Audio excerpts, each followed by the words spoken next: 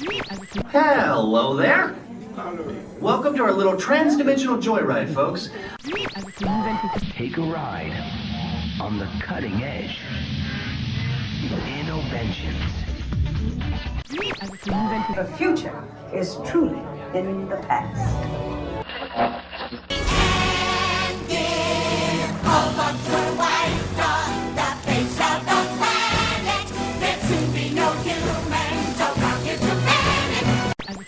Direct from a record-breaking 2 million years at the bottom of the evolutionary ladder. WDW Radio, your information station. Jumbo, and welcome to the WDW Radio Show, your Walt Disney World information station.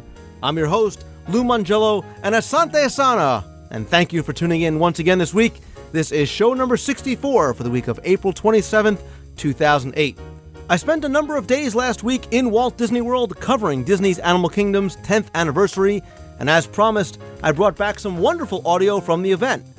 In addition to a live recording of the opening rededication ceremonies, I was able to get one-on-one interviews with Val Bunting, Vice President of Disney's Animal Kingdom, Jackie Ogden, Vice President of Animal Programs and Environmental Initiatives, world-renowned primatologist Jane Goodall, and legendary Disney Imagineer Joe Rohde.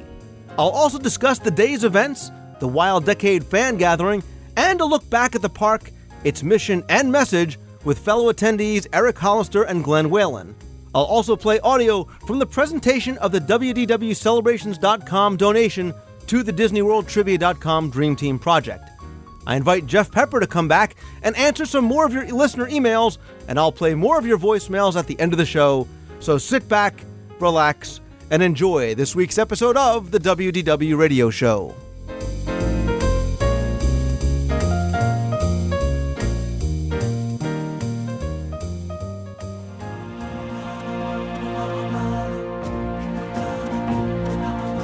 And now, I present to you His Majesty, the Lion King.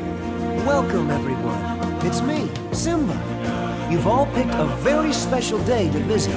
You see, today, we've come to town for a big celebration, and you, my friends, are invited to join in the fun.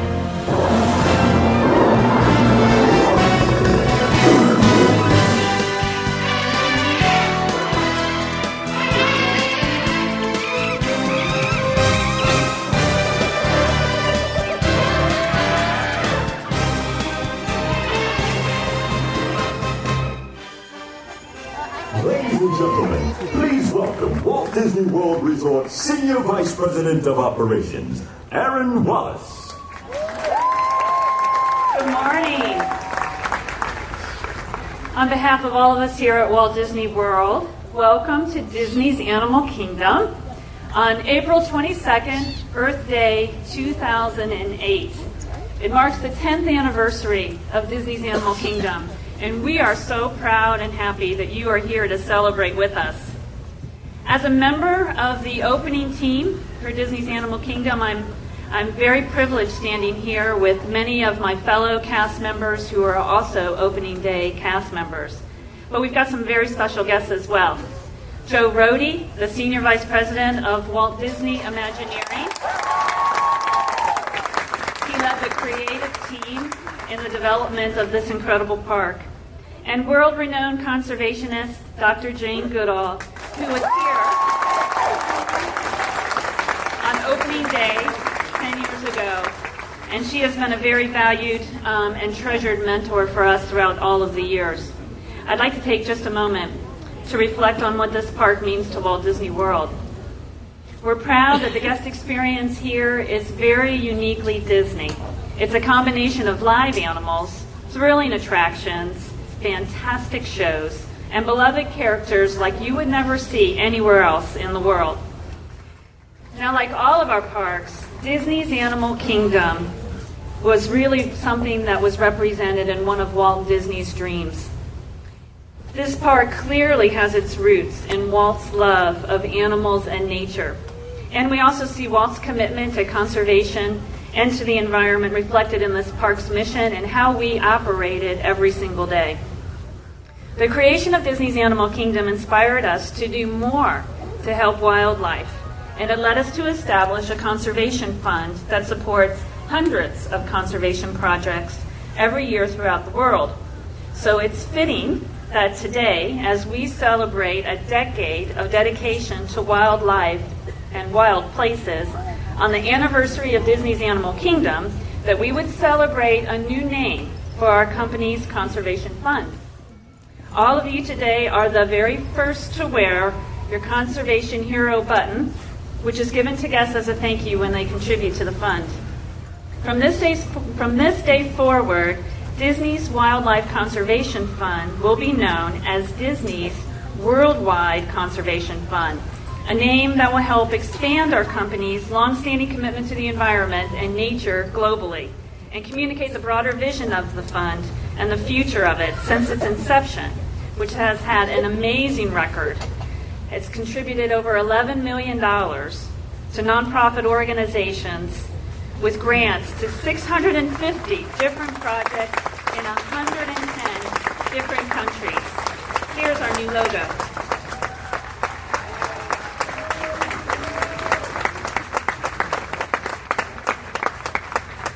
Now, it's an honor to share this moment with someone who's known for her own commitment to conservation, and truly she doesn't need any more of an introduction, Dr. Jane Goodall.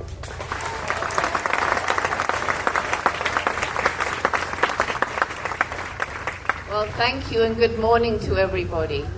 How exciting it is for me to be back here to celebrate the 10th anniversary of Disney's Animal Kingdom. Having been here 10 years ago when the Animal Kingdom was first opened. And every time I come back, I feel this sense of, gosh, if I was an animal out of my natural habitat, this is where I would like to be. And I feel so grateful to the Walt Disney Company and to the Animal Kingdom and all its wonderful, hard-working staff for providing such an amazing home for these animals. I woke up this morning and outside my window there was a giraffe, there were some kudus, there were rowan, and all of them just enjoying the early morning sun coming through the mist. What a way to wake up.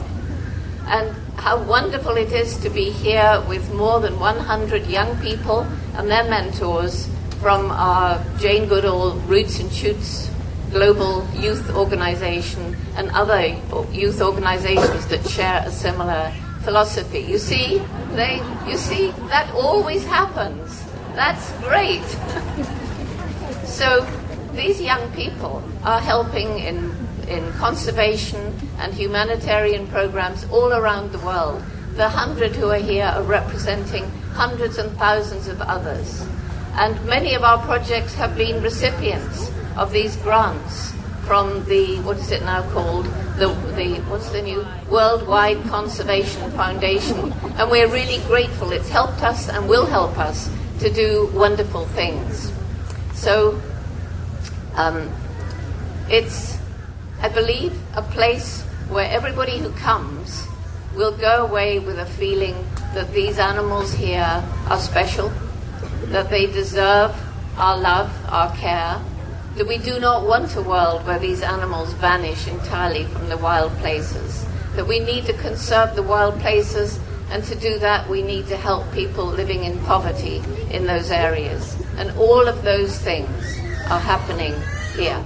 So I'm just so proud and grateful to be here, and I want to end up by, I'm sure that the chimpanzees, if they knew, they would be wanting to congratulate you too, because money has helped them. So I'm going to end up with a chimpanzee thank you.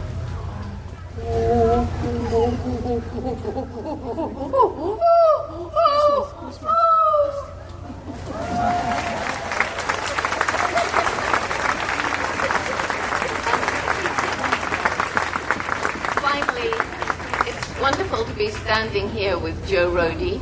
I remember sitting with Joe Rohde in the early days when the plans were being drawn up for this animal park, and now here we are today, more than 10 years later, side by side, Joe Rohde.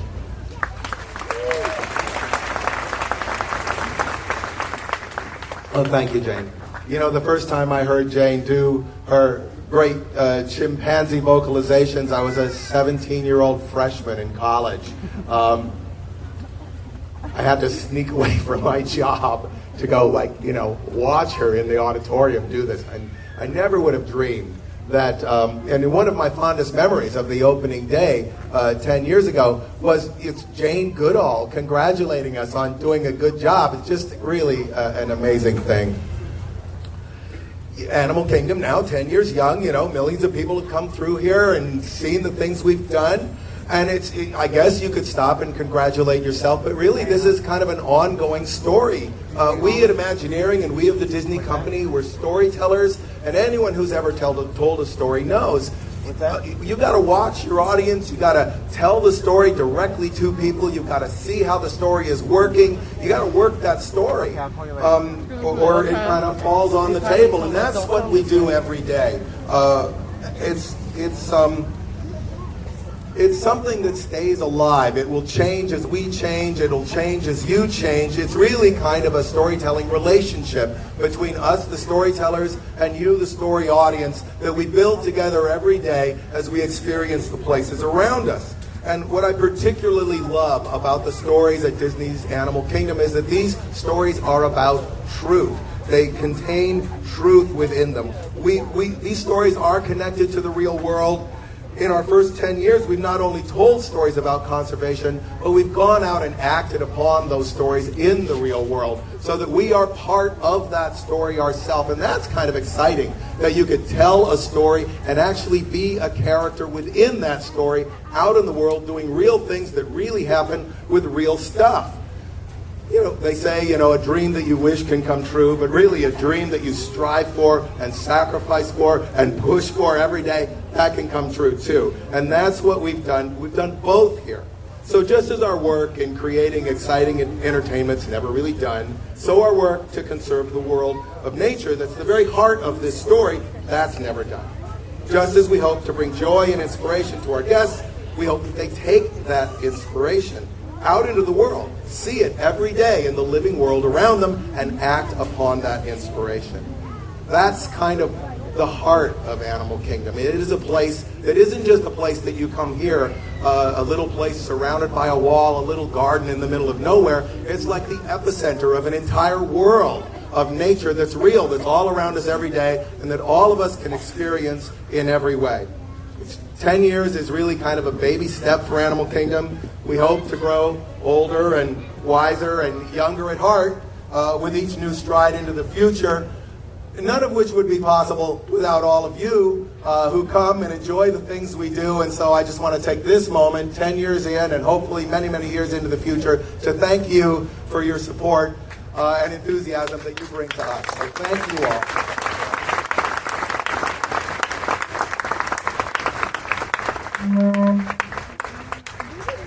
Thank you, Joe and Dr. Jane. An extraordinary world has been created here in the past 10 years. Thank you for celebrating the 10th anniversary of Disney's Animal Kingdom with us and sharing in our excitement of the future and the wonder of the circle of life.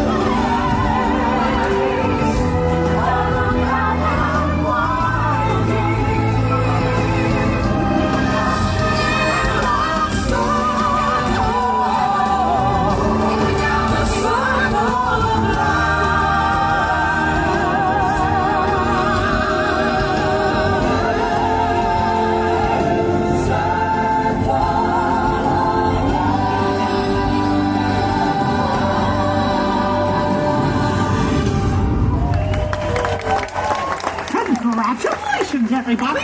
Thanks for sharing the adventure.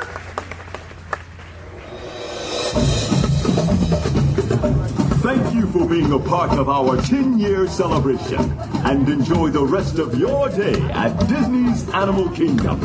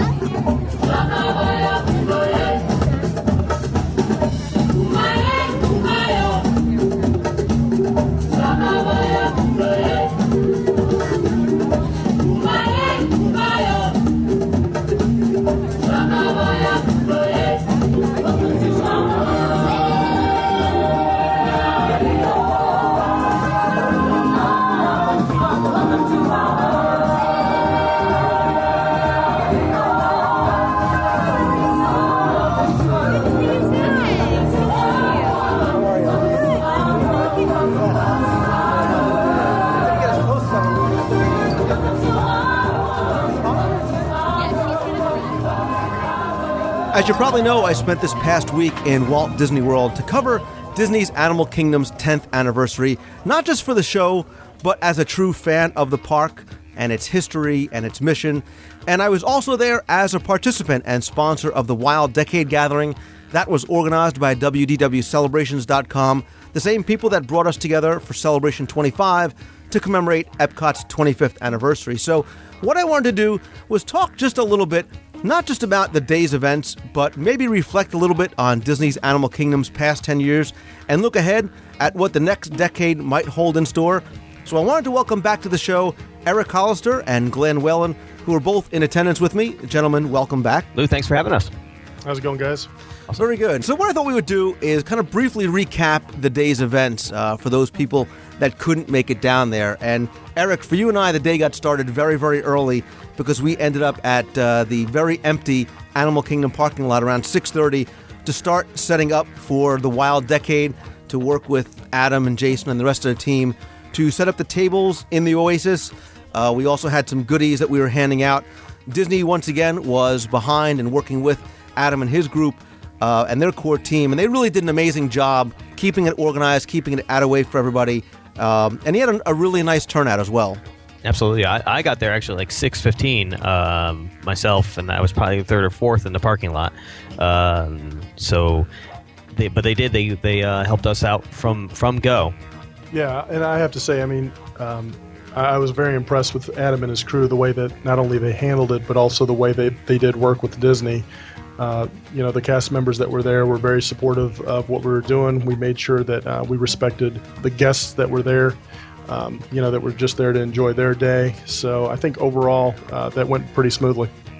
Yeah, and I don't know what the final number in attendance was. I know there were 406 or so that were registered, including a number of Disney Imagineers that came by. Jason Sorrell was there, and some other people that worked on the park.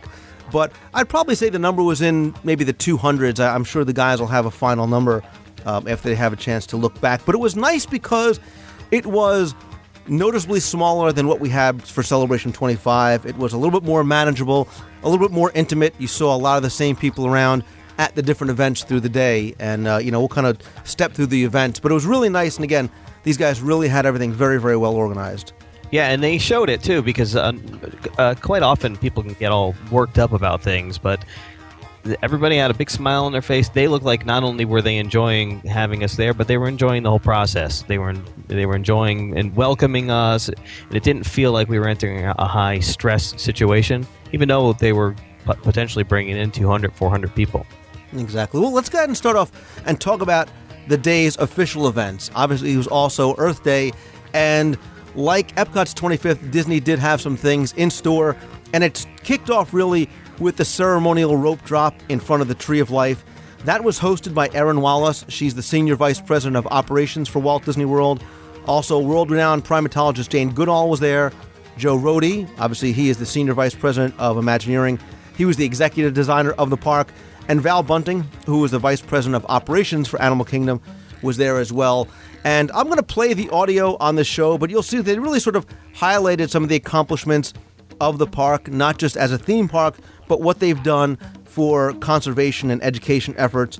What did you guys think of the ceremony if you had a chance to get up there and see it? I thought it was great. Very enjoyable. It acknowledged all areas of the park, and seeing some of the characters that have been created over the past 10 years appearing there. I mean, just seeing the two of the puppets from the Nemo attraction out front, as if they were there to welcome in the 10th year as well. That was exciting. Seeing a stilt walking Yeti out there, that was just what a great touch. And the funny and maybe unfortunate thing is that so many of the guests that were there, I think, didn't really realize what was going on or what the day was, or again, like Epcot's 25th, what all these special ceremonies were for. As I was standing there, a number of people were sort of just looking to find the way, how quickly could they bypass the line and get over to Expedition Everest or the Safari. Yes.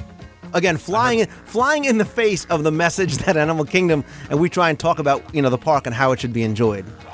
Right. I heard a lot of that myself. A lot of people going, what are we waiting here for?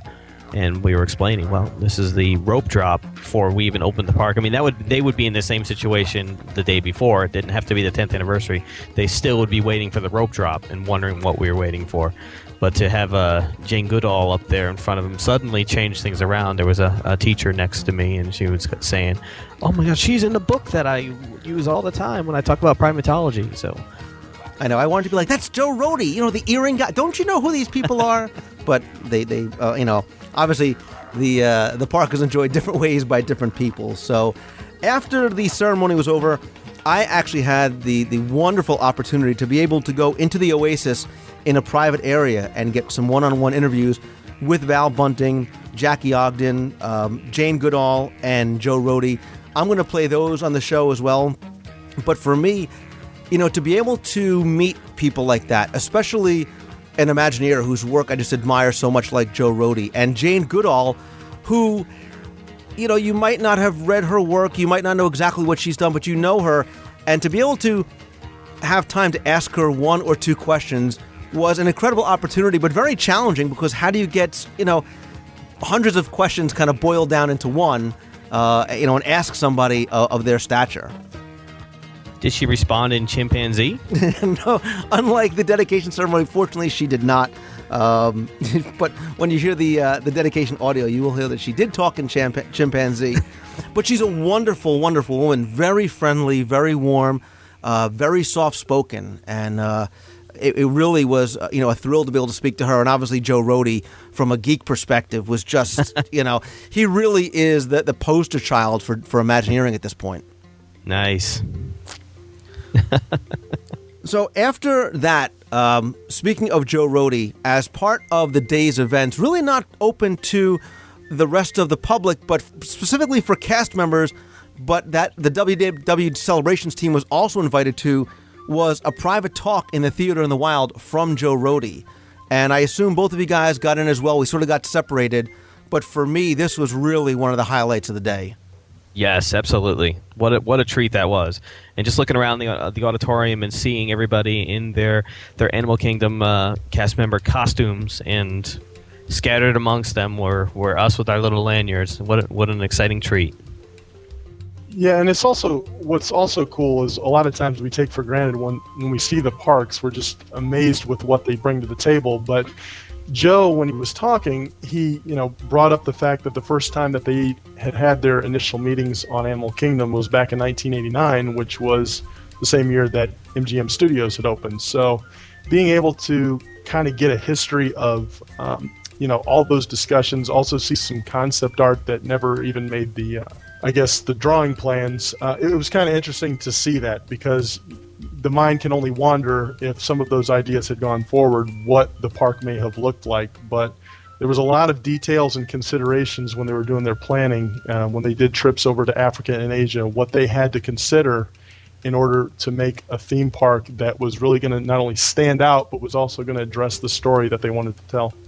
Yeah, and to hear directly from the person who, for the most part, conceptualized the park and many of its attractions, like Expedition Everest, and hear him talk about the process of going from thought to drawing board to research to creation was a wonderful journey. And rather than play that on the show, I did tape it. I'm going to put it in the downloads section of DisneyWorldTrivia.com so you can go and download and listen to it. And even without the visual that he brought to it with, like you said, some of that concept art and some of the photographs, you really get a wonderful sense hearing from him about the detailed thought processes that went into every aspect of what you see to tell that story.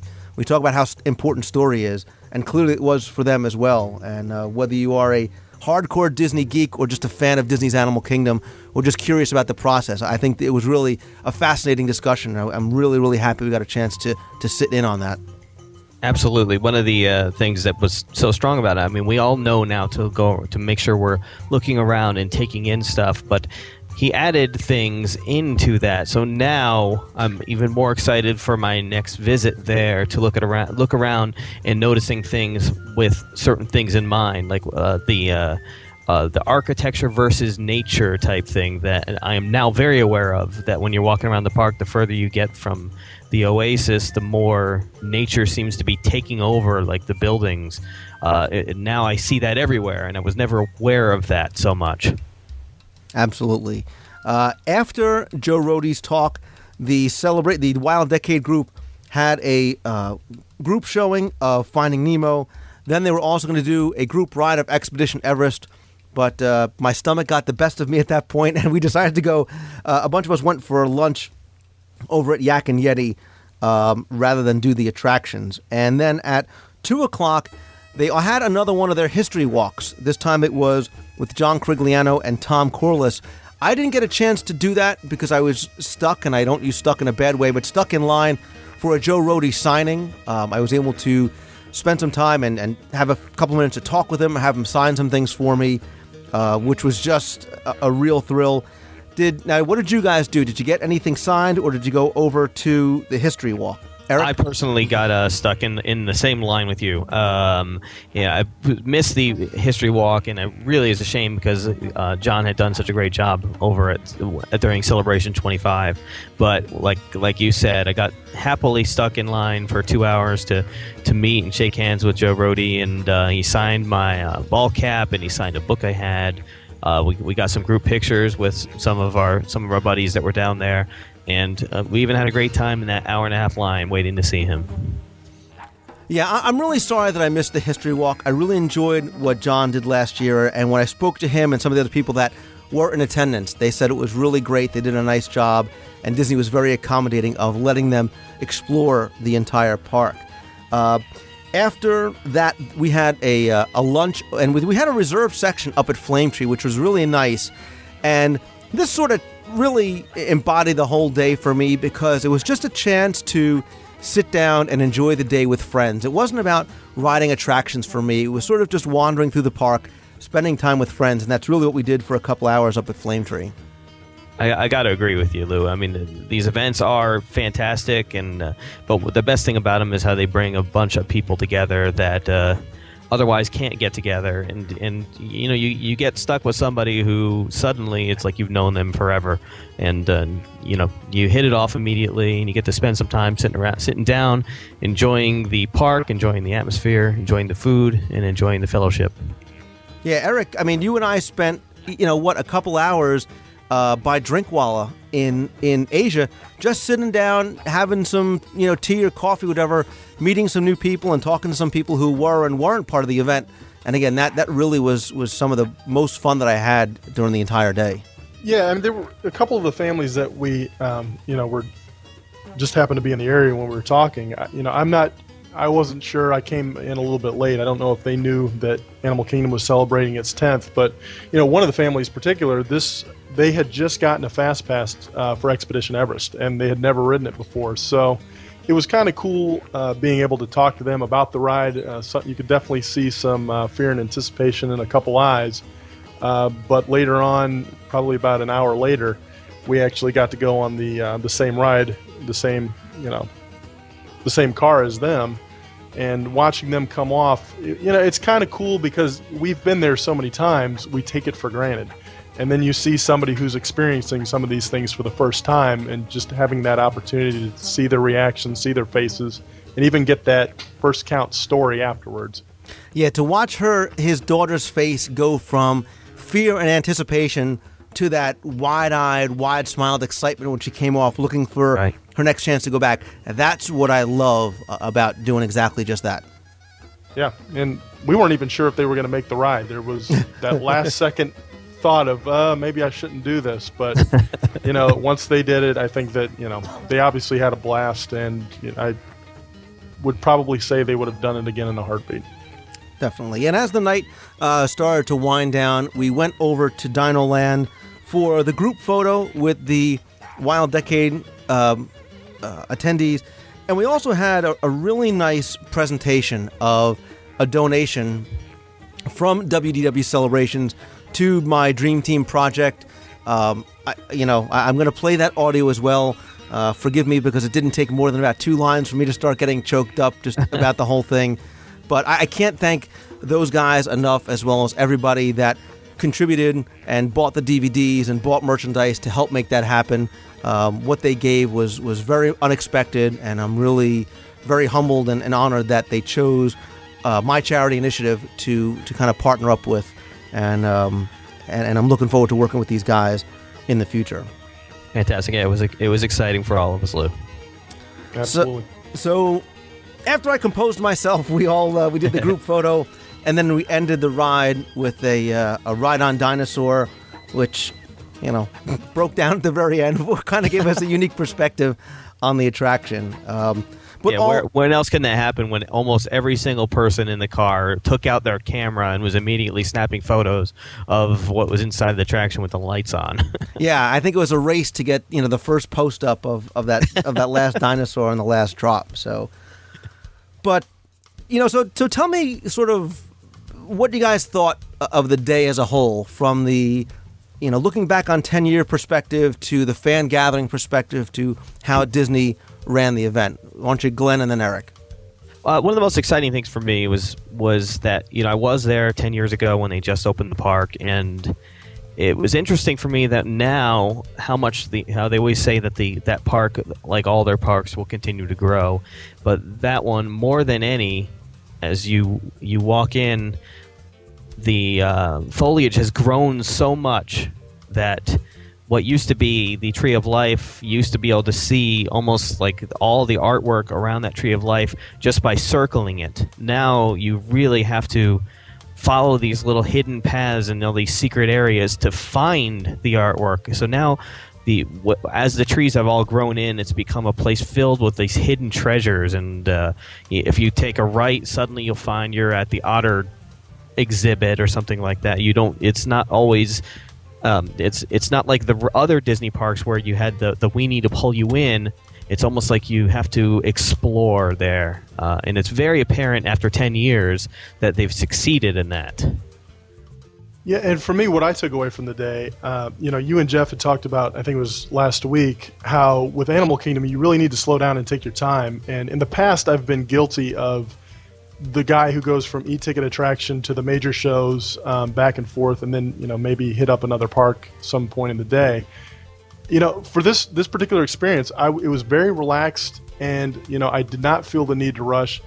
And I noticed a lot of the details that I probably have missed, and many people have probably missed when they go to the Animal Kingdom. So, what I took away from it was just an experience, just to kind of relax, take the time, and enjoy what it had to offer. We still got to do some of the e-ticket attractions, still got to do some of the great shows, but Animal Kingdom really does have more to offer than a couple of major attractions or shows that most people go for that draw alone. All right, well, Eric, then, of course we understand there is no Indiana Jones and Temple of the Forbidden Eye there, so what is your favorite part of Disney's Animal Kingdom? And then, Glenn, tell us yours. For me, Expedition Everest, I'm an e-ticket attraction guy. Expedition Everest is probably my favorite attraction out of all the Disney parks that I've been to so far. Surprise, Indiana Jones is actually number 2. And I'd also say the Festival of the Lion King is probably one of my favorite shows. I know it's not on the scale that the new Finding Nemo is, but what I like about it, it's a very high energy show. It gets the crowd involved.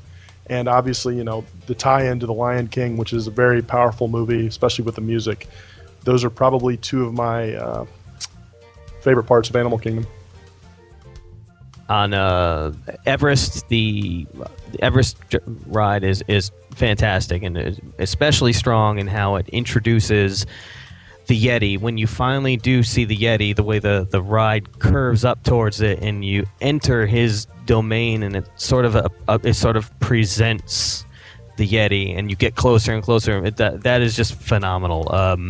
But I do believe that for me, the Finding Nemo show is practically Broadway caliber, and so I enjoy that tremendously and get goosebumps, and a tear can form in the eye pretty easily with that. But I think my favorite thing to do now is walking around and taking in stuff that and exploring and finding new ways to find places, etc. And I look forward to my next visit. I agree, and I'll qualify my answer by saying that I do believe Expedition Everest at night is arguably the best attraction in Walt Disney World, from my subjective opinion. But like you said, Glenn, what I like about this park is not necessarily the attractions themselves, but the park. Being able to explore Harambe, being able to explore Asia, those different little nooks and crannies that sort of are off the beaten path and you might not necessarily find on the map, but you can find and sit and enjoy and look around. And there's so many little details that you could pick up during that time. And I think that's really one of the assets to the park. And when I was kind of thinking about this, I said, the Magic Kingdom is kind of that, when you use maybe a single word to describe it, you might think of use of the word dreams. And Epcot is a place of imagination. And the studios is all about fantasy. What would be that one word, if you could, that you could think of to describe Disney's Animal Kingdom? Discovery. I would say life. That was 3 words before. Yeah, I would say, explore or exploration. And I think that's even Joe Rohde said in his talk, that was part of the purpose. And in doing so, you're not just going to be entertained, but you're going to really gain an awareness of a lot of important issues in a very fun way. There's a real message to be gained here about conservation, not just about the environment, but the animals that live in it. And I think the park, in all of its many facets and all of its many levels, does a great job in conveying that. I want to thank you guys for coming on and coming to talk about the day's events. I think what Disney did, I think what WDW Celebrations did were wonderful, and I had a really great time with you guys and everybody else, and I really want to say thank you. Lou, pleasure as always. Absolutely. Thanks, Lou.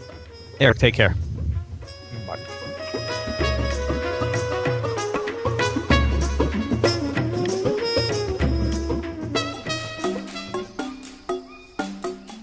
Throughout the day at Disney's Animal Kingdom's 10th anniversary celebration event, I had the opportunity to sit down and speak with a number of cast members and individuals who were not only instrumental in the opening of the park, but really inspired the park to become what it is. And one of the people I had a chance to speak with was Val Bunting. She is the Vice President of Disney's Animal Kingdom. She was also an opening day cast member, and I had a chance to briefly sit and chat with her about her involvement in the opening of Disney's Animal Kingdom and looking back on the past 10 years. Val, hi, my name is Lou Mangello from WDW Radio. This was wonderful this morning, and I know you've been a part of Animal Kingdom really since the very beginning. Yes. Looking back on the past 10 years, tell me your impressions of the park 10 years later. Well, I actually opened the park as the operations manager for the Kilimanjaro Safari, so I've kind of moved through the ranks. But I think what I've seen is just an incredible evolution of looking at what's great and taking it to greatness. We've added new attractions. We have added the Asia Land. We've added attractions in Dino Land. And most recently, which has been a home run, Expedition Everest and Nemo the Musical. So we just keep getting better and better. We're taking our feedback from our guests and our cast and just trying to expand upon it and continue to grow. So lots of neat things happening for 10 years, Lou. I'm just very thrilled. Absolutely. You talk about that evolution that really began with Walt Disney himself and his love of animals, and the park has grown and evolved, although, different parks have different messages and meanings, and Disney's Animal Kingdom is probably one of the most powerful anywhere. Yeah, I agree. I think this is probably where our cast love this park so much because they have a passion. They come to work not just entertaining but educating, and who doesn't love Mother Earth and conservation and the animals? So I know even for me, and I've worked at all 4 of the parks, they all have a unique message, but this one is just something that's endearing to you. And you have to have a personal favorite part of the park or favorite attraction?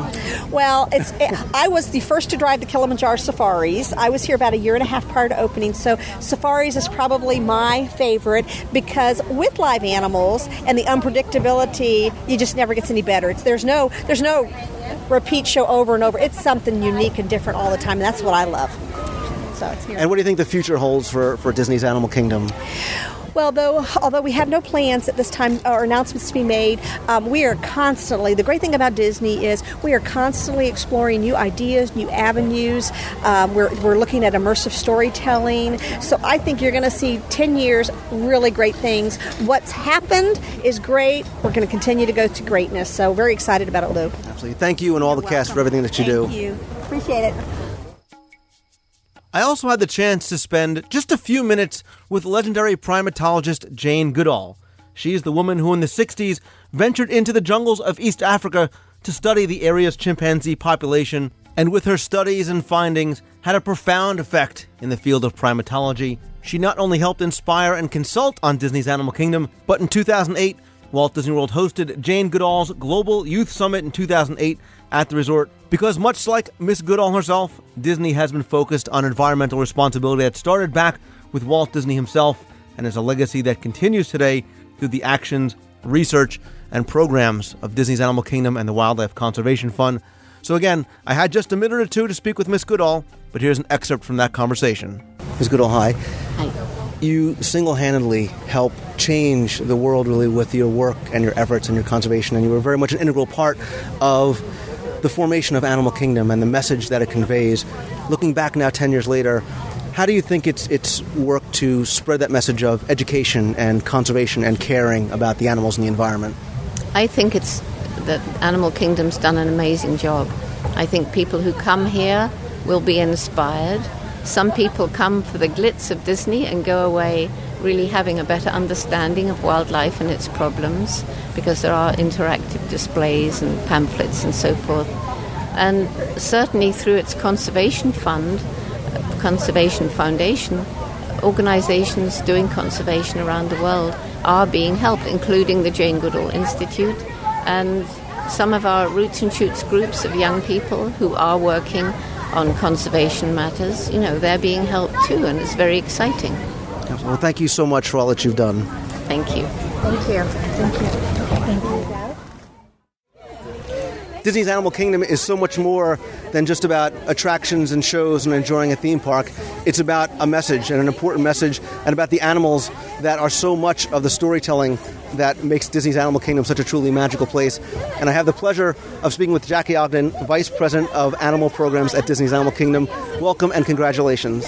Great, thank you so much. This is such an exciting day for us. I was actually part of the pre-opening team of Disney's Animal Kingdom, so to be able to be here 10 years later to see all that we've accomplished, as you said, not only are we a great theme park, we have all of the qualities of being a great theme park, but we have accomplished so much from an animal and conservation perspective, and we're just so proud of everything that we've done, and so excited to see what we do in the next 10 years. I'm sure 10 years later you probably never would have imagined what you've been able to do. What are some of the things that you're really most proud of, or really just looking back that you're just amazed you're able to accomplish? Well, I'm proud every day of the incredible care that we provide for our animals, our wonderful veterinary care, our nutrition programs, our enrichment programs for our animals. We just care so deeply about all of the animals here. And I'm also incredibly proud of all the conservation work that we're able to do around the world, both the work that we fund through what's now the Disney Worldwide Conservation Fund, as well as the conservation efforts that our cast are able to do, both here in Florida as well as around the world. And then I think probably the thing that really gets me up in the morning is knowing the ability that we have to reach our guests and to really inspire them, not just to care and be aware of what's going on with animals, but also to act for animals and to really change their behavior to help to show how much they care about wildlife and wild places. Absolutely. And what makes Walt Disney World such an amazing place is obviously the cast members. And I think not even more so here, but the cast members you see are so dedicated and so passionate, not just about working with the animals, but helping to educate the guests in a way that's very entertaining and very informative. It's absolutely true. You know, part of our legacy with Disney is education, and it's the animal piece. And so here at Disney's Animal Kingdom, we marry those two things together. And so our cast members, whether they're custodial cast members, whether they're our animal keepers, whether they're our educators, whether our attractions hosts and hostesses, are so passionate about being able to deliver that message and to really inspire our guests to care about wildlife and wild places. And they do that in so many different ways, and it's just always inspiring to see. Absolutely, and it really does carry on the legacy that began with Walt Disney himself and his love for animals. It does, absolutely. You know, we're so proud of the legacy that Walt provided us with animals and with conservation, and we're just proud that we're able to do our little part to continue to carry that legacy on. Right, well, thank you very much, and congratulations on the past 10 years and what the next many, many decades will bring to Disney's Animal Kingdom and us as guests. Thank you very much. You're bringing a tear to my eye. Thank you. If I ask you to think about modern-day Disney Imagineering, one of the first names and faces, and likely earrings, that comes to mind is that of Joe Rohde. He is one of the principal creative forces behind not only Disney's Animal Kingdom, but lately Expedition Everest. He's currently the executive designer and vice president of creative at Walt Disney Imagineering, and I had a chance to speak with him for just a few minutes during the Disney's Animal Kingdom 10th anniversary event. What were some of the challenges that you faced as you were designing and creating the theme park? Well, you know, the fundamental challenge is the contrast between the illusion of the park, of this place of beauty and nature, and then the fact that, of course, it's this very, very complicated design machine that has to handle all these people and all these animals and all these things going on, and we don't want you, the guest, to have to think about any of that. So it is maintaining this illusion, maintaining the quality of this theatrical illusion is the everyday challenge of both design and operation of Disney's Animal Kingdom. Now, looking back 10 years later, what are some of your fondest memories, or what was that opening day like for you? To see this finally be born after years and years of research. Yeah, opening day was very frantic, actually. You know, running from one place to another. But I have had the privilege of being able to return again and again and again to Animal Kingdom and to watch it mature and to watch it grow. And I really can't think of any single moment that I would put my finger on, but I do love to come back and watch how it, like a person, it kind of grows and matures and adds richness to itself, and that I just think is great.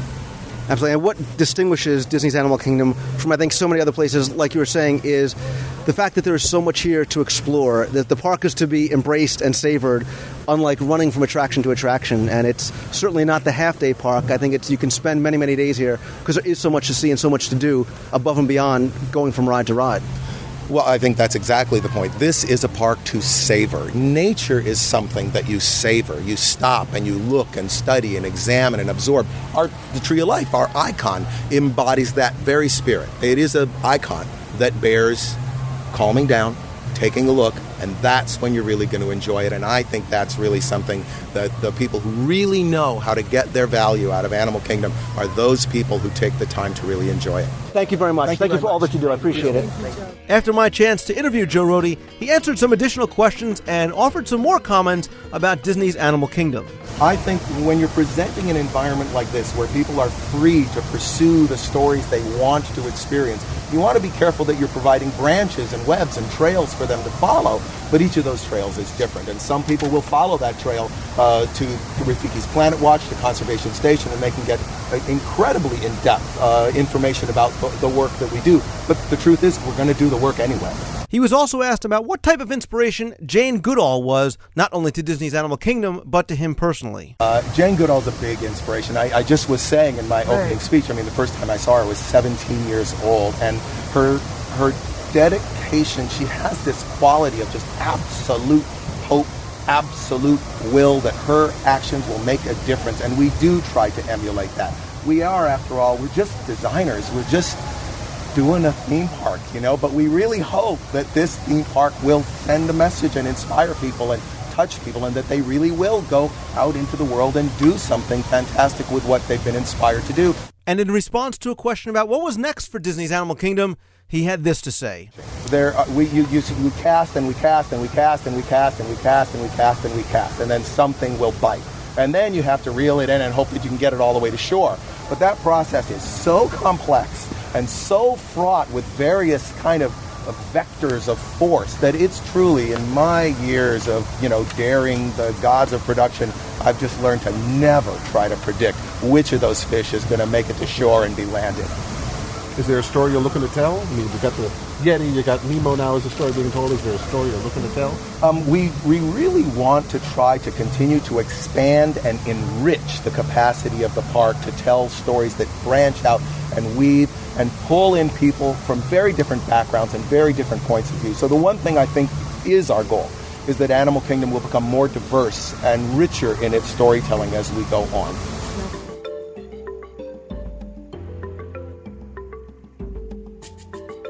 For me personally, one of the most inspiring moments of Disney's Animal Kingdom's 10th anniversary was when Adam Roth and Jason Diffendahl and other members of the WDWCelebrations.com core team presented the DisneyWorldTrivia.com Dream Team project with a check of a donation that was gathered from funds that they raised through some of their efforts. It's a gesture that will go a long way towards making some of these children's dreams come true. It really is a testament to the compassion and the giving spirit of the Disney community, and something that I personally really appreciate. So we took some audio from the event that I wanted to go ahead and just share with you. So as everyone knows, we are WDW Celebrations. We started out February of last year as a impromptu grassroots fan organization bent on celebrating the 25th anniversary of Epcot. We ended up doing Celebration 25, and after that we said we had built up a relationship with the Walt Disney Company that we didn't want to let waste. So here we are today, a wild decade. We have had a great event so far. We've got a couple things to finish up with, but one of the things we tried to tie into our new organization, WDW Celebrations, was our charity initiative, and that's something that from now on we pledge to work into all of our events in whatever way we can.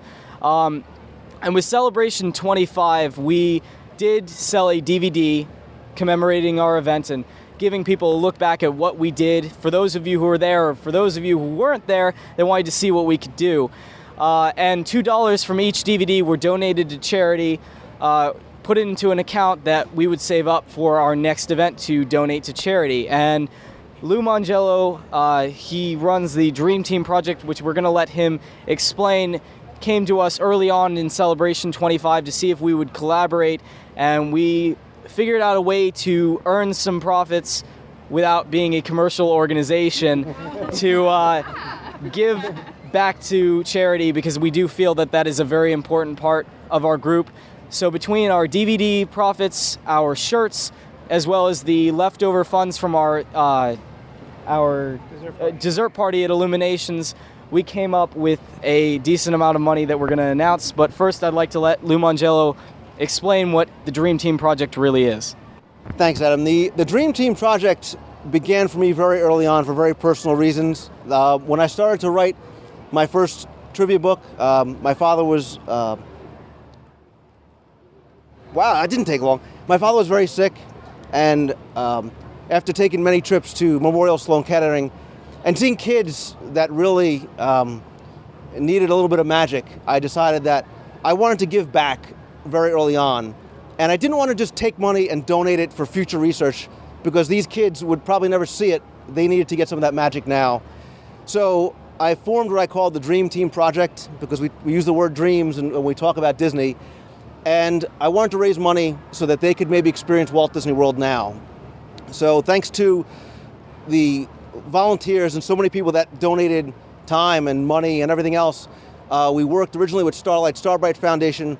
Now we take money from the sales of the proceeds of my books and other products I have, as well as things like the Magic Meets charity auctions, so many other fundraising efforts that we do, and donate it to Make-A-Wish. And in the past year, we raised more than $20,000, including $9,000 at Magic Meets. And I was humbled and honored when Adam and Jason came to me and said that we want to do something to give back as well, because that's what this is all about. And, I'm blessed to be able to do what I do and give back. And I can't thank you guys enough for including, my little thing as part of what you guys do. And I really appreciate it. So as Adam said, we'd like to make our first of what we hope to be many donations to the Disney World Trivia Dream Team project. We'd like to thank Matt Pizzula especially, who put together the Celebration 25 DVD that was the source of a lot of the proceeds that we're going to present today. And so between all of our events and sales of merchandise so far, we'd like to present to the Walt Disney World Dream Team project a check for $500 from WDW Celebrations. And we'd like to thank all of you, our guests, who make this possible. We'd like to thank everybody who's bought t-shirts and DVDs and who will continue to come to our events. And we're going to have more charity initiatives at future events. So we hope to see all of you again soon.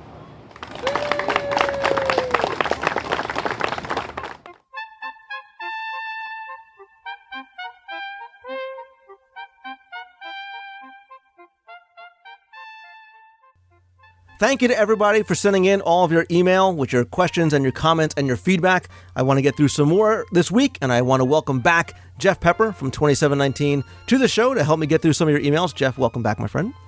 Thank you. Good to be here. All right, we said we were going to go quick last time. We ran long. I'm sure it's going to happen again this week, so let's go ahead and get started. The first email comes from Frank, who said, Lou, great podcast.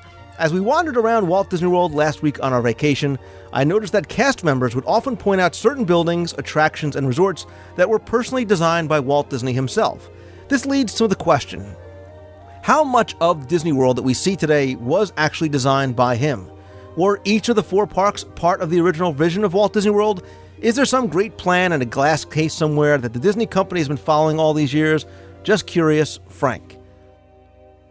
Well, Frank, obviously Walt was very, very involved in Disneyland, and in doing so, he really laid the groundwork for Walt Disney World, not just in the attractions that he had personally worked on, but I think for a lot of the future attractions and even, of course, things like Epcot and eventually what became the studios, and his love of animals, I think, sort of grew the idea of Disney's Animal Kingdom. Now, we may never know exactly how many designs and concepts may have been born out of ideas that Walt directly had a part of that, may have been shelved for years due to budget constraints or technology limitation issues.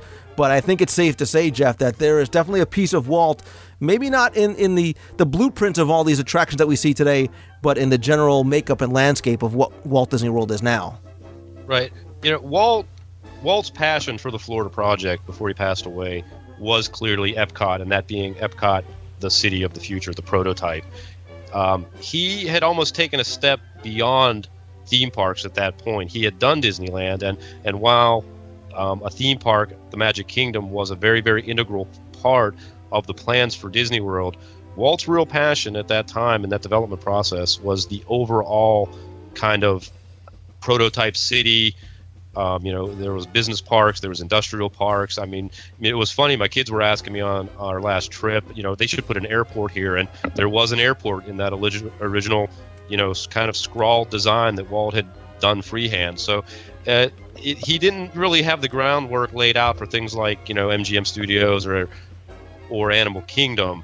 I mean, his focus was almost more broad at that point before he passed away, and the crucial part that Roy Disney and the rest of the company picked up on when they then did Disney World was to go with what was Phase 1, which was really pretty much how Walt had laid out the building of the area, because Phase 1 pretty much opened the way it was supposed to open. But beyond that, they kind of veered away from a lot of what Walt's vision was. Yeah, and obviously, Epcot was so important to Walt on so many levels, and not that he wasn't considering the other aspects of the theme park, and we all know that he had a hand in many of the attractions, including things like Pirates of the Caribbean and Country Bear Jamboree. But like I said, I think there's probably a lot more that may not have been an opening day thing that he may have specifically worked on, but concepts that he may have been a part of that we end up seeing today in other attractions. And it's a very interesting question, and I would love to hear, from an Imagineer who could maybe come someday and say, yeah, this attraction that we're opening now was actually born from something that was, buried in Imagineering somewhere or in the Walt Disney Archives somewhere to know that Walt really had a hand in it. So, Frank, that's a great question. Thank you very much. The next one comes from Chris in Pennsylvania, who said, Lou, my mom works for a tumor foundation that raises money for marathons such as the Disney Marathon. I'm 14 and will be going with her next January to help out, and I wanted to do something really special for her, like a special dinner with just her and me, because I really admire the work she does. I was just wondering if you could suggest a few moderately priced, on a 14-year-old's budget, restaurants out of the park that I could take her to one day. Love the show. It makes my Monday morning bus rides just a bit more magical. Chris, thank you so much. And I think this is a wonderful email. I think it's wonderful, not just what your mom is doing, because you know how important things like charitable work is to me personally, but what you want to do for her and the fact that you appreciate her work. The first thing that came to mind for me was taking your mom over to the Garden View Tea Room for afternoon tea. I covered this a few shows ago. I believe it was on show 59, which was probably around March 23rd or so. I think that's a really nice thing that you could do either in the late afternoon, early evening. It's not all that expensive. I think it's a beautiful setting. You've got the Grand Floridian, you've got the music, the Victorian atmosphere, and I think it's something that she will really, really love and remember and really appreciate from you. I think you nailed it, Lou. That's a dead-on great recommendation. Chris, again, thanks for that email, and thanks for sharing that with me. Next email comes from Kevin Wheeler from Pennsylvania, near Villanova, my alma mater. And he said, Lou, great show. Just got the audio guide last week. Couldn't stop listening. Please keep them coming. They are Adventurelands on the way. But my question is this. We're coming down to Walt Disney World in May and again in December of 2008. Me, my wife, and 2 kids. The kids are in college, ages 18 and 21. Is Pop Century okay for them, or is it too kiddie-like? For them, we normally drive down and stay at a moderate resort. This time we plan on flying and staying at a value resort in May and then driving down in December. Thanks for everything you do, and that's from the Wheeler family. Kevin, I love Pop Century. I've talked about this on the show many, many times before. I think it is a step above the other value resorts, the all-star resorts, in both theming, the rooms, the pools, the dining options, really everything from top to bottom. And it really, to a certain degree, rivals even some of the moderate resorts. I certainly don't think that it's too kiddie-like for anybody. My wife and I go there and stay there by ourselves. Jeff, I know you are a huge fan of Pop Century as well. Yeah, we've actually fallen in love with Pop Century. We were big fans of Wilderness Lodge, and we still are. But for a more budget-conscious trip, we really love Pop Century. It's, as you said, it compares very favorably with the value resorts. The theming, I mean, I could see where some people might not be tuned into the theming. It's very over the top, very huge, figures of like Lady and the Tramp and Jungle Book characters. But it's very convenient. It's closer together than something like Coronado Springs or Caribbean Beach Resort. It's convenient. I could recommend that you get a preferred room and request a ground floor. If you do that, you'll be very convenient in walking distance to the main lobby, the food court, the arcade. The pool, there is always a pool within just a few feet of wherever you're staying. And so, yeah, I can't recommend it enough. We really, really have come to depend on it now because in terms of it on a budget, if we want to take multiple trips through the year now, we can do it going to the Pop Century and not break our vacation budget for the year. Yeah, and we just came back from Walt Disney World a few weeks ago. We stayed at Pop Century as well. We normally stay in the 70s or the 50s building usually. This time we stayed in the 90s building. I like the theming. It was all kind of computer related. We had a room on the first floor. Like you said, Jeff, everything about it is just fun. It screams Disney, and I think your kids, even at age 18 and 21, would really enjoy it. The only caveat I'll throw in there, Lou, is that this has been brought up here and there. If there are 4 of you and the kids are grown, the rooms are smaller. They're a little bit smaller than even the moderate resorts. And I've heard people mention that when the rooms do get that small, there can be a little bit of congestion if you're dealing with 4 adults in the room. Just throw that out. I personally, that would not bother me at all, but just kind of wanted to throw it out to be fair. If you want to test the limits of your familial love for a week, 4 adults in Pop Century room, let us know how it goes. Next email is from Stephen Bernhardt, who said, Lou, we're heading to Walt Disney World in January for the marathon. By the way, congratulations on completing your first half marathon. Thank you. While we were there, we toured the Magic Kingdom and made our first ever visit to the Monster Inc. Comedy Club attraction. One thing I was curious about was why there wasn't any reference to Sully, who I believe is the primary character in the Monsters, Inc. movie. As you know, Mike and Roz are the featured characters in the Walt Disney World attraction, but why no Sully? I found this a little odd, and when I think Monsters, Inc., I think of a big blue Sully as the first main character. Thanks, and we'll be listening, Steven. Steven, other than having a bad agent, I really don't know why Sully isn't in it. That's something that my family and I talked about the first time we saw it. Jeff, insight? The only thing I can think of, Lou, is that when you look at the dynamics of the movie, Sully was a straight man to Mike Wazowski's kind of clown personality. And I think with it revolving around the comedy club and basically all the monster figures within the show outside of Roz are very distinctly comedians putting on the show, I think that's probably where Sully kind of got the shaft, because he's more of kind of the down-to-earth straight man. And he's almost, in some ways, he's the bigger-than-life hero of the movie. And I guess his just didn't, you can't really picture him going up on the stage and telling jokes. I think that probably is what he fell victim to. Yeah, but imagine, Laurel and Hardy without Laurel, and Abbott and Costello without Abbott. It's like Mike and Sully without... Listen, Stephen, I agree with you. I would like to have seen Sully in there almost as a straight man. And who knows, because of the dynamics of the attraction, because of the technology they use, who knows, you might end up seeing a Sully character sometime in the future. Next email says, Lou, my name is Alan and I am 9 years old. I always listen to your show with my mom. I was hoping that you could tell me about the Tapestry of Dreams parade at Epcot. Why did they stop doing it? Have you ever seen it? If so, did you like it? Alan, you are talking about one of my favorite parades ever in Walt Disney World. I loved the Tapestry of Nations / Tapestry of Dreams parade. I still think that it had some of the best music that was ever in the parks till to this day. The Tapestry of Nations originally, I'll kind of go back a little bit, was created for the 15-month Millennium Celebration in Epcot. It was originally going to be called everything from Millennium 2000 to Earth 2000 Parade to something along the lines of Caravan of the Giants. It was then changed to Parade of Nations, then it became Tapestry of Nations. When the Millennium Celebration closed, that's when it changed the name and the parade ever so slightly to Tapestry of Dreams. That closed, unfortunately, in March of 2003.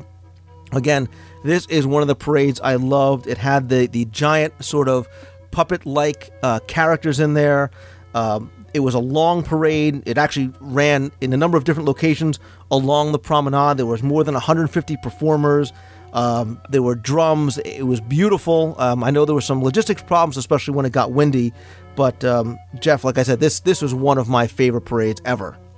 Yeah, if there ever is a Disney World Hall of Fame, that is to me one of sort of the underrated entries in it, because I agree with you 100%. Both incarnations were just simply spectacular, and as you mentioned, the music, as with much of the music that was created for the Millennium Celebration, with Reflections of Earth and then this as well, just totally dynamic. And the thing is all of this, especially in relation to the Millennium Celebration, it all interconnected. Much of the music overlapped, and to this day, if you stay at Epcot through Illuminations, the exit music for Illuminations, the music that's playing as you're walking back out of World Showcase after it's over, is basically some of the music that was used in Tapestry of Nations and Tapestry of Dreams. Yeah, and I think it told a wonderful story. I think it was very colorful. I think the marionettes and the puppets and the different characters that were part of the parade really sort of identified what it was and made it so unique as opposed to anything else. And there were no Disney characters in there. I mean, there were things like the Dreamcatcher and the Discman and the drummers and the Aztec and the bird people, but they were wonderful and they interacted with the audience, especially kids. And I think that's one of the things I remember about enjoying the parade so much. And again, going back to the music, I think it was just exceptional.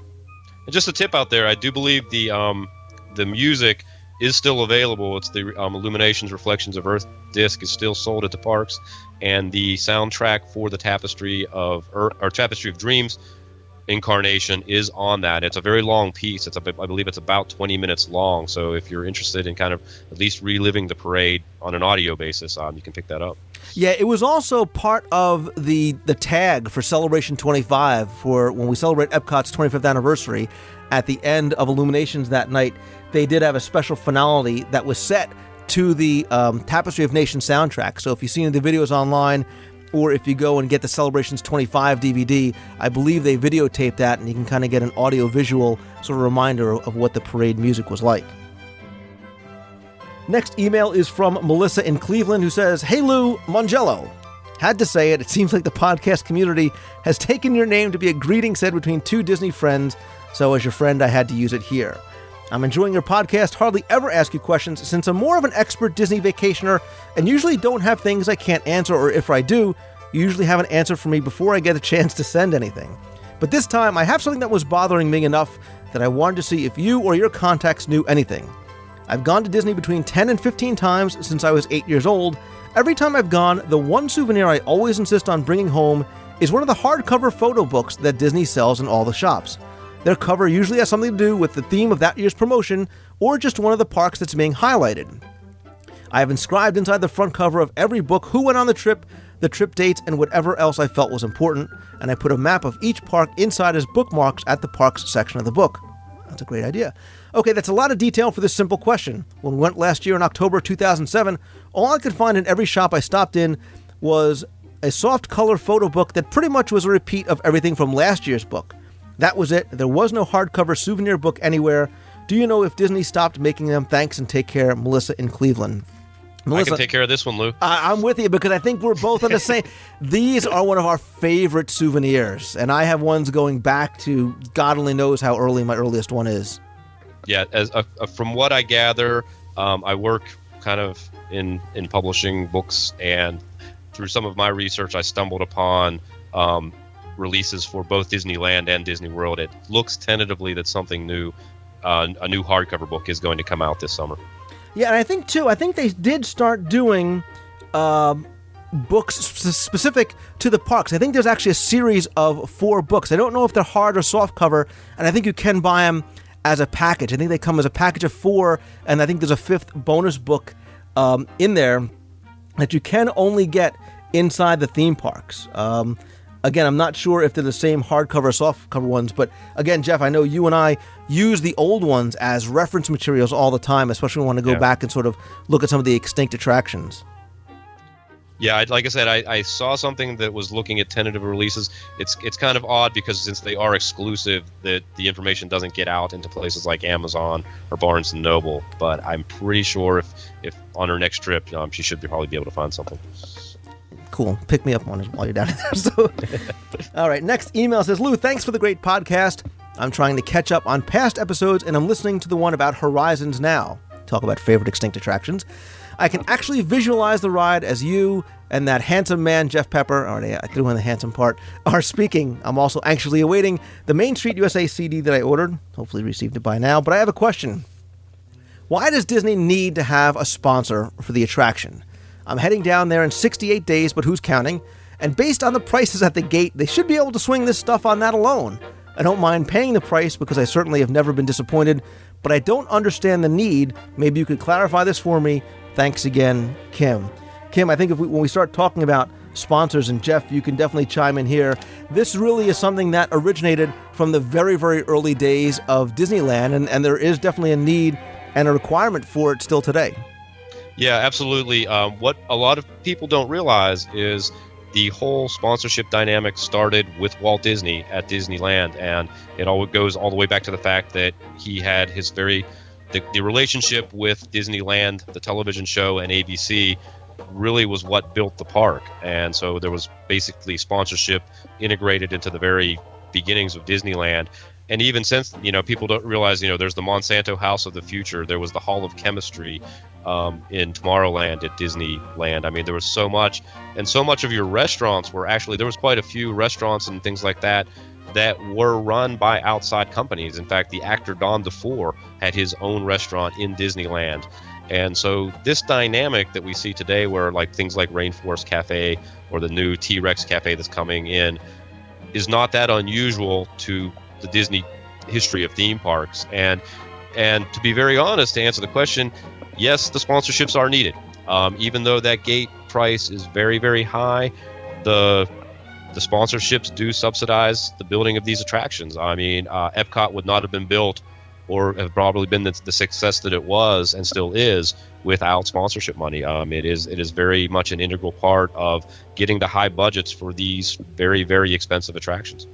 Yeah, and that's exactly the example that I was going to use, was specifically Epcot. And I think to a certain degree, too, places that you'll see in the Magic Kingdom that have references to sponsors are, to a certain degree, carried over from those early Disneyland days. I mean, we're not at a point where you're seeing, The Many Adventures of Winnie the Pooh, sponsored by Jeff Pepper, but there are some subtle references to sponsorships in and around the parks. And when you're talking about building an attraction, for example, like Test Track, that's going to cost, upwards in the tens of millions of dollars, you need to have that corporate presence in order to do it. And certainly World Showcase, we've alluded to in the past, how important those sponsorship were in order to make those pavilions happen. And the lack of sponsorship is one of the reasons that we haven't seen some of those pavilions that were on the drawing board ever get built. And I mean, not to sound, too, pro Disney in terms of, defending theme park prices, because we know they are very high. Your prices at the gate would probably be significantly higher if there wasn't sponsorships involved. Absolutely. But a great question, though. Thank you very much. Next email says, Lou, I love the show. It gives me my weekly fix of Disney magic on a cold winter morning. I must say, though, that sometimes you refer to things that I don't know what you're talking about. Case in point, in this week's show, you and Jeff Pepper talked at length about big figs. What is a big fig? I assume you're not talking about sizable fruit. Thanks, and that comes from M. We need Eric Hollister here, don't we? Yeah, Eric Big Fig Hollister is the guy to talk to, because he has about 25 or 30 of these stacked God only knows where in his house. But yeah, I apologize. Sometimes we do, Jeff, make references to things and we take for granted that people know, especially if we're talking about sort of an abbreviated version of it, what they are. But Disney Big Figs are Disney Big Figures, and they are character statues that are collectibles. They are big figures that range from probably about 18 to maybe 25, 30 inches tall. They are, I believe they're resin. They have a lot of different Disney characters. They are hand-painted, and they are usually in either different scenes or they may be in different sort of character outfits. So you'll have the Fab Five. You'll have Mickey sometimes dressed as a pirate. You might find Mickey and Minnie in wedding garb. You might find other themed things like Mickey themed to Star Wars Weekends, or the Fab Five as Star Wars Weekends. You'll also find Nightmare Before Christmas very popular. Characters like Jessica Rabbit, extinct characters like Mr. Toad. You'll find Big Al. You'll even find some scenes like Tomorrowland or Adventureland. I remember when we were in Disneyland, Jeff, they had a cool Main Street USA Big Fig. And they run anywhere from about, I'd say, maybe $125 to maybe $175, sometimes upwards of $200. Many of them also come out, especially the Star Wars ones, come out in limited number.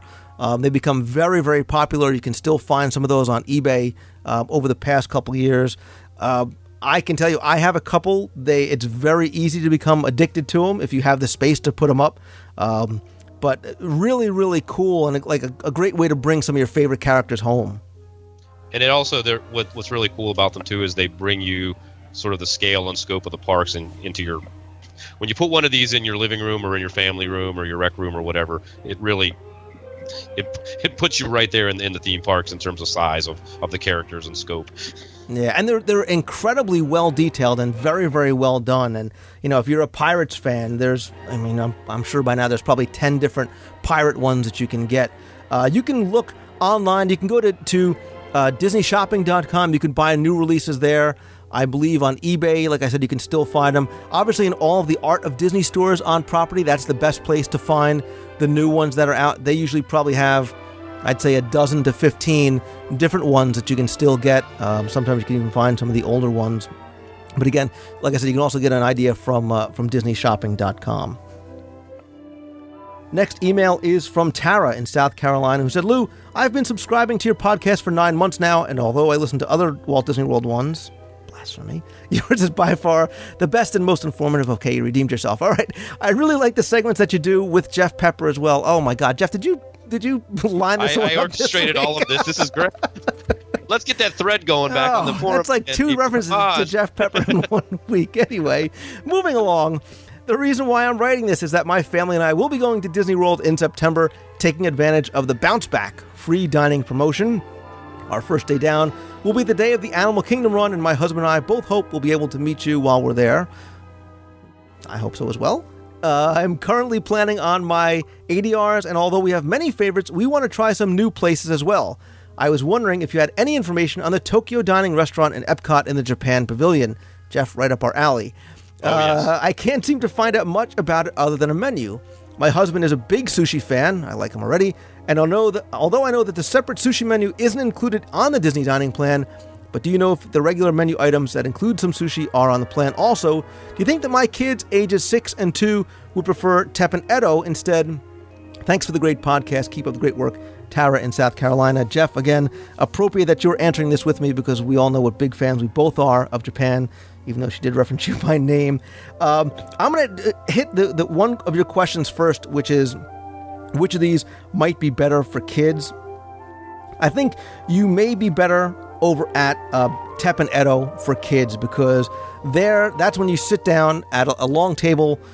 Usually I think it's about 8 or so people, and they cook right in front of you on the open grill. You really get a show along with your meal, and I know kids, 2 and 6 would just love it. I've brought my young kids there. They really, really enjoy it. I think the food is exceptional. Also, the kids menu, you can get kids teppen, the food cooked right in front of you. Right there, they have chicken, they have shrimp, which is about $12 each. But they also have an Okasama set, which has things like tempura, teriyaki chicken, and vegetable croquette. The Osama set, the kids menu in Teppen Edo, is exactly the same as in Tokyo Dining. So now you have even more of an option as far as food is concerned for your kids. You can get sushi in Teppen Edo as well as Tokyo Dining. Jeff, we ate there last year. I don't even remember when a bunch of us went, and we really, really enjoyed it. And actually, my family just ate there again on our most recent trip a couple weeks ago, and it is now becoming a tradition. I think we're very likely, like Boma, going to hit that restaurant every time we go there because my kids are absolutely nuts for Teppen Edo. As you said, it is the perfect spot for kids. The kids just love the whole performance part of the meal being fixed for you. The food is great, and my 2 children have become, unusually so for kids, huge sushi fans. And so the sushi is served there in Teppen Edo. You can get it pretty much as you're getting it from the other restaurant, and it's very, very good. I'm not a big sushi fan, but I tried some California rolls, and they were great. So I really enjoyed it, and my family just loves it. Well, I am a huge sushi fan, and I was pleasantly surprised how much I enjoyed the sushi at Teppen Edo. So Tara, if you and your husband want to get together during the Animal Kingdom weekend for some sushi and Teppen, I'd be happy to join you because, Jeff, like you said, I really, really enjoy both sides of the restaurant. And you can get sushi on both sides. They do have a variety of things. Like I said, over at Tokyo Dining, they do have a lot of tempura, breaded deep fry. They also had Japanese-style grill items that you can get as well. So a wide variety dining-wise. I mean, you can go to both restaurants back-to-back and get completely different dishes and completely different atmospheres, even though they're in the same building. So I think you'll do well in either ones. But I think for your kids, I think they would probably like Teppen Edo a little bit more than they might like Tokyo Dining. So that is going to do it for this week. Jeff, Pepper, I want to thank you for coming back and answering some of these emails with me. Don't forget, if you have any emails that you want answered on the show, you can email them to lou@wdwradio.com. And also, if you want to call in with your voicemails with any questions, comments, suggestions, or feedback, you can call the voicemail at 206-202-4WDW. Thanks, Lou. Always a pleasure.